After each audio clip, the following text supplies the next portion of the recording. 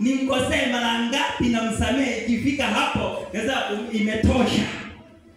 Ni mara ngapi? Au mara 7? Akaambia hivi, hata 7 mara 70 sikwambii. Yaani kumbe hata hiyo 7 mara 70 hakusema kwamba msamehe 7 mara 70. Hata 7 mara 70 sikwambii. Yaani na maana mtu anakukosea kanamaliza mpaka 7 mara 70, wanamahesabu wanajua ni mara 100 ngapi kwa siku hii. Unamsamehe tu. Unamsamehe tu. Unamsamehe tu. Sasa sisi tunakosea na sisi kila siku, na wanaotukosea ni wanadamu, na hawa wanadamu tumegundua kwamba kumbe ndio daraja letu la kutufikisha wapi? Mbinguni. Na wanaotukosea ni wao. Unajibana nisimkosee, unapita mpaka kwa unyenyekevu, unatembea hata mikono umefanya hivi, unapita tu na muone. Yaani moyo yani unachafuka, unajiuliza kwa sababu nimeokoka, sawa. Nisingekuwa nimeokoka huyu, yani hapa basingetoka sasa hivi. Na ni kweli, yani anakukosea, unajikunja lakini moyoni umeumia. Bwana Yesu asifiwe sana. Nisingeokoka huyu tungemalizana leo. Kuna wengine hawajaokoka, wako mitaani na wanafanya hivyo na hawagombani. Haleluya. Unajikuta kumbe Mungu ametengeneza mazingira ya kwamba achambue ngano na nini zile. Azichambue. Kwa hivyo wote tumeahidiwa kulisi ule uzima wa milele, lakini shida ya kufikia ndio hili neno upendo. Ndio maana akasema tena nawapa amri mpya, pendaneni nyinyi kwa nyinyi. Hangaikeni kupendana nyinyi kwa nyinyi kwanza, ili wajue kwamba hawa watu ni wanafunzi wa Yesu mwenye amejitoa mwenyewe akafa msalabani kwa ajili yetu sisi. Haleluya. Bwana Yesu asifiwe sana. Tusome kitabu Yohana wa kwanza 4:21. Wewe mwingine ufungue Warumi 7:15-19. 15 hadi 19.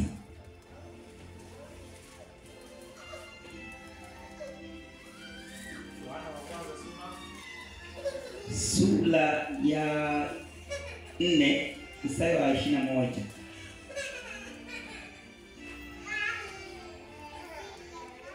Nasema na amri hii tumepewa na yeye. Na amri hii tumepewa na yeye, ya kwamba yeye ampendaye Mungu, ya kwamba huyu mtu anayempenda Mungu ampende na ndugu yake. Anatakiwa ampende na ndugu yake. Hiyo amri tumepewa na nani? Na Mungu. Yaani si kwamba tumeitafuta mahala fulani. Tumepewa na yeye. Kama unataka kumpenda Mungu, penda na ndugu yako. Hiyo ni amri, sio ombi. Ndio maana nilisema kwamba kuna sehemu nyingine ni makosa. Sasa kwenye makosa tunachukiana, walikuwa wanampenda. Sasa hii amesema kwamba amri hii tumepewa na yeye, kwamba kama ukiamua kumpenda Mungu, penda na vile viko mitaani huko. Penda na vizinzi vinavyopita mahala fulani. Penda watu wote ambao ni ndugu zako. Haleluya.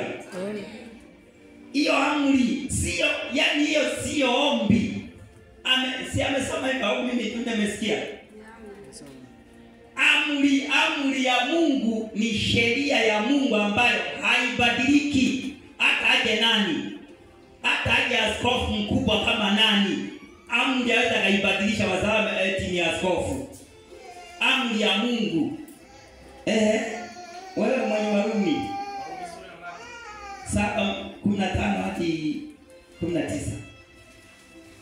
Nasema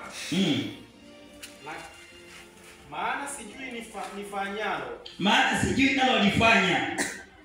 Kwa sababu lile nilipendalo, kuna sababu ambayo unayolifanya silitendi, ambayo unalipenda ulifanyi, bali lile nilichukialo, kile unalolichukia hilo ninalolipenda, ndio mitaani ndio unalolifanya.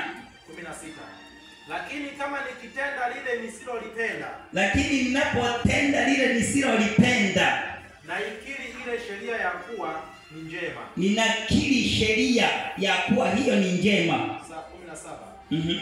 Basi sasa si mimi nafsi yangu ninayotenda hilo, kwa sababu sasa hiyo sio mimi ninayofanya hivyo, bali ni ile dhambi ikaayo ndani, bali ninayofanya ni tenda ambalo silipendi, ni ile dhambi inayoishi ndani yangu. 18. Kwa maana najua ya kuwa ndani yangu, na mimi najua ya kuwa ndani yangu, yaani ndani ya mwili wangu, yaani ndani ya mwili wangu. Kila mmoja na mwili hapo. Amen. Nasoma kule unasikia wewe kwamba ndani ya mwili wangu, yaani mwili wako halikai neno jema, halikaji neno jema humo. Ndio maana tunawakwaza watu kila siku. Kwa kuwa kutaka nataka, kwa sababu nataka, bali kutenda lilo jema sipati. Lakini nikitaka kulitenda jema ni hata kutenda hilo bovu na shindu. 19. Ilikuwa 18. 19 malizia. Kwa maana lile jema nilipendalo, kwa maana hilo jema ninalolipenda silitendi, bali lile baya nisilolipenda, bali baya nisilolipenda hilo nilitendalo, ndio ninalolifanya. Bwana Yesu asifiwe sana. Tunaelewa vizuri kwamba yani mwanadamu ambaye anampenda Mungu, anapenda kusikia maneno ya Mungu, lakini anapotaka sasa kuyafanya hayo ndiyo hayafanyi. Ndio maana unakuta tuko mitaani humu, nikipita mitaani naonekana mwingine, nikiwa kanisani naonekana mstaarabu, nikiwa kanisani naonekana nimeokoka, nikiwa mtaani ni msela fulani, ni tena ni muhuni kabisa. Hiyo imesema kwamba hiyo ni dhambi inaishi ndani yetu. Kwa hiyo ni kupambana nayo katika maisha yako. Hiyo dhambi ndio unavita nayo, vita vinavyotembea katika upendo. Hiyo dhambi iliyomo ndani yako ndio unavita nayo, sio ya jirani yako, sio ya rafiki yako, sio ya ndugu yako, sio ya mpagani mwingine fulani, ni yako ambao nayo ndani yako. Haleluya. Hiyo ndio vita inayotembea katika hali ya upendo. Yaani unapenda kufanya kitu fulani kabisa, lakini ndio ukifanyi hicho mpaka watu wanakushangaa, mbona huyu mtu yuko hivi? Mbona matendo yake tena anakuwa hivi? Bwana Yesu asifiwe sana. Haleluya kanisa. Mathayo 5. Mathayo 5:44.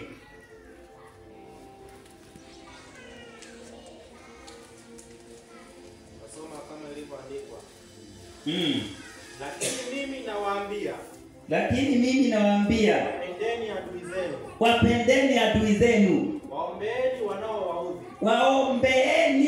wanaowaudhi. Tuliongelea kuhusu makosa.